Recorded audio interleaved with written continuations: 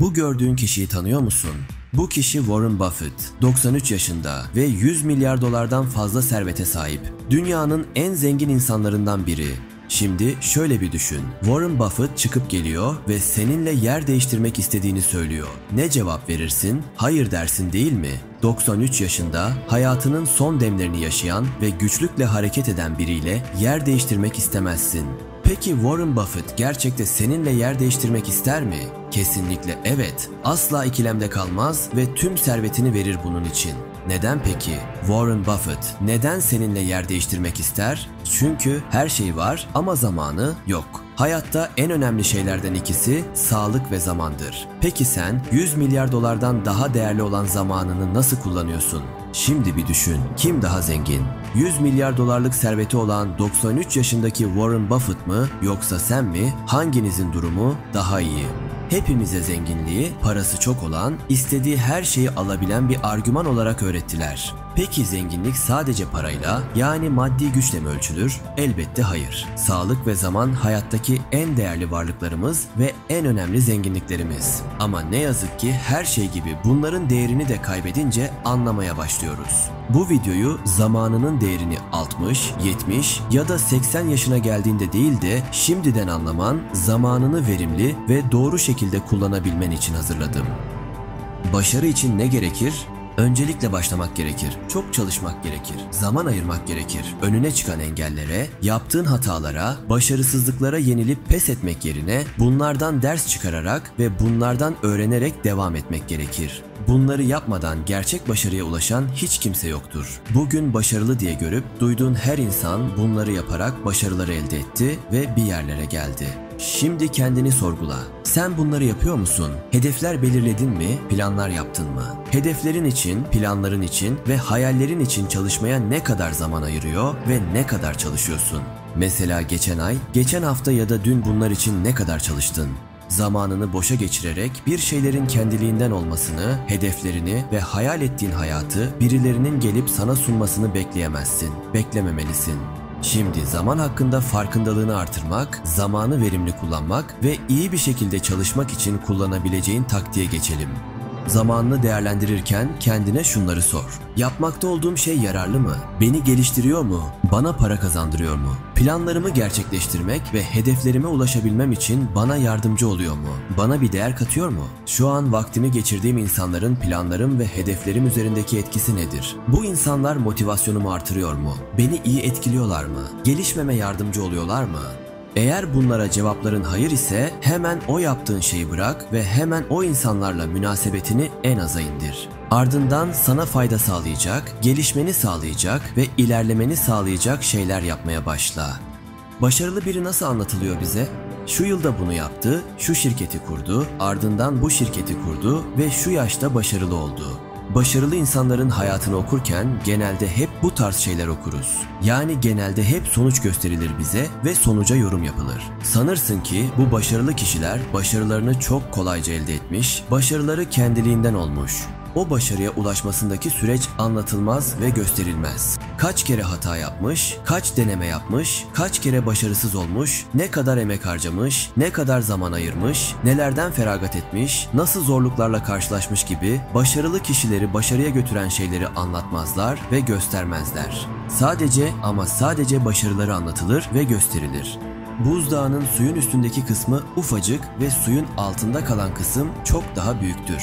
İşte bu buzdağının suyun üstündeki kısmı başarılar ise altında kalan büyük kısımsa başarıları yaratan şeylerdir. Ama bize hep sadece suyun üstündeki kısım gösterilir. Başarılı insanların sadece başarıları gösterildiği için de sen sanki o başarıların kendi kendine oluştuğunu sanırsın.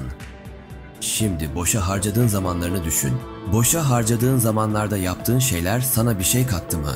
Boşa geçen zamanlarında yaptığın şeyler ne 1 yıl, ne 5 yıl, ne de 10 yıl sonra hiçbir şey ifade etmeyecek.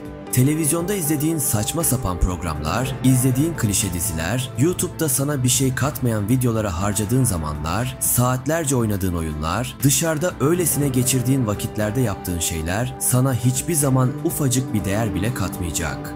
Bu farkındalığa kavuşup zamanını sana bir şey katacak şeylere ayırdığında, yani kendini geliştirmek için, bir şeyler öğrenmek için, bir şeyler üretmek için, istediğin hayatın ya da ulaşmak istediğin yere ulaşmak için temel atmaya zaman ayırırsan 1 yıl, 5 yıl, 10 yıl sonra bile tüm bunlar bir şey ifade edecek. Bir gününü bile boşa harcama. Zamanını verimsiz kullanma, üretken olmayacak şekilde kullanma, sana bir şey katmayacak şekilde kullanma. Şimdi başla ve hemen yarın başarılı ol, zengin ol, istediğin hayatın olsun demek değil bu. Bir yerden bir şekilde başla sadece. Hedefler belirle ama öyle onlarca, yüzlerce hedef değil. Çok istediğin ve bu hedefe ulaşmaya çalışırken seni mutlu edecek, heyecanlandıracak tek bir hedef belirle. Hedefini belirledikten sonra üzerine araştırma yap. Konu üzerinde başarılı olmuş kişileri derinlemesine araştır, onlarla iletişime geçebiliyorsan bir şekilde iletişime geç. Hedefin hakkında bir plan yapmaya başla. Yani bir şekilde bir yerden başla. Otur bir kitap oku mesela ama öyle uyduruk kitaplardan değil, hedefin ve gelişmek istediğin alan üzerine yazılmış bir kitap. Yaşının hiçbir önemi yok. İster 50 yaşında ol, ister 15-20 yaşında ol. Benden geçti, çok geç, bunun için çok yaşlıyım ya da daha çok zamanım var, sonra yaparım diye asla düşünme. Hedeflerini belirle, önceliklerini belirle, plan yap ve bir şekilde başla. Başlamak en zor adımdır. Bu yüzden bir şekilde başla. Başladıktan sonra devamının geldiğini göreceksin.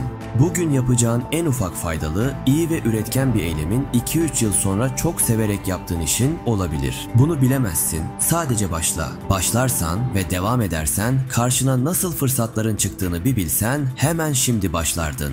Ama öylece bekleyip otururken, kendini geliştirmek için bir adım atmazken hiçbir güç seni kendi kendine harekete geçirmez, hedeflerine yönlendirmez. Dolayısıyla karşına fırsatlar da çıkmaz.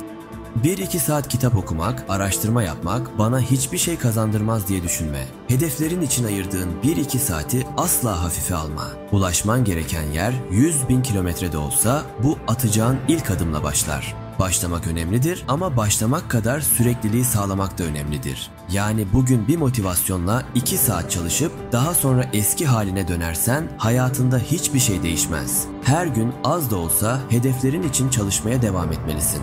Bu yüzden bir karar ver, şimdiye kadar davrandığın gibi davranmaktan vazgeç. Çünkü eğer şimdiye kadar yaptığın şeyleri yapmaya devam edersen aynı hayatı yaşamaya devam edeceksin.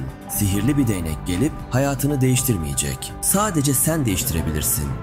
Hiç kimse bir anda başarılı olmadı. Hiç kimse zaman ayırmadan başarılı olmadı. Hiç kimse hatalar yapmadan başarılı olmadı. Hiç kimse az çalışarak başarılı olmadı. Hiç kimse birkaç denemeyle başarılı olmadı. 2-3 yıl sonra farklı olmak istiyorsan, hayatının değişmesini istiyorsan şimdi başla ve sürekliliği sürdür, devam et, pes etme ve zaman ayır. Eğer zaman ayırmazsan, çalışmazsan, zamanını gereksiz şeylere harcamaya devam edersen, televizyonda gereksiz şeyler izlersen, gereksiz uğraşlara zaman harcarsan, sosyal medya mecralarında sana fayda sağlamayan şeylere zaman harcarsan ne olacağını biliyorsun, başarısız olursun, ilerleyemezsin. Neden? Çünkü insanların %99'u bunu yapıyor. İnsanların %99'u başlamıyor, plan yapmıyor, hedef belirlemiyor, çalışmıyor, zaman ayırmıyor, kitap okumuyor, araştırma yapmıyor ve tecrübe edinmiyor ne yazık ki.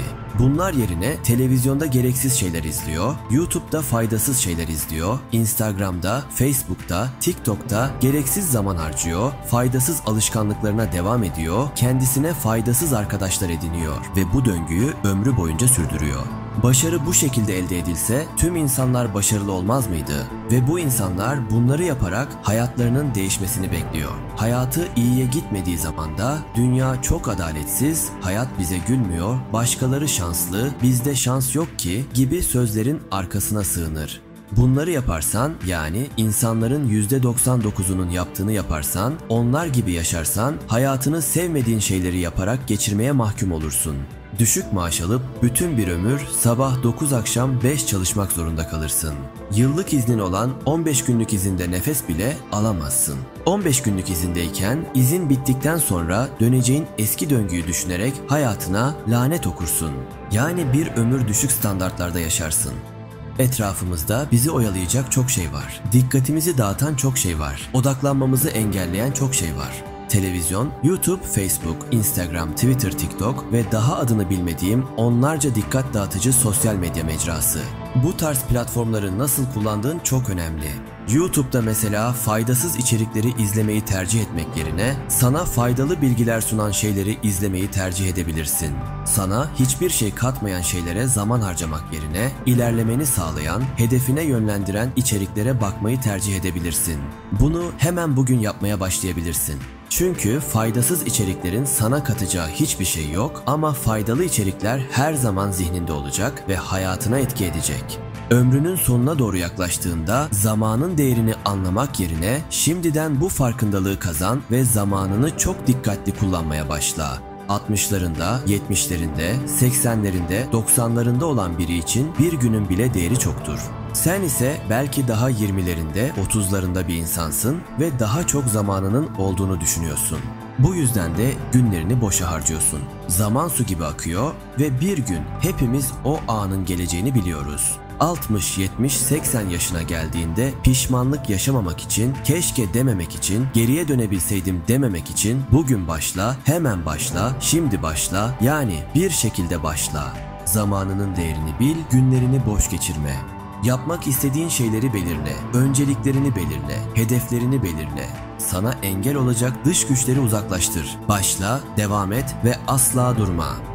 Videoyu gerçekten faydalı bulduysan beğen ve lütfen düşüncelerini yoruma yaz. Bu tarzda daha fazla video yapmam için Düşünen İnsan X kanalına abone ol ve bildirim zilini aktif et. En önemlisi videonun faydasının dokunacağını düşündüğün sevdiklerinle paylaş.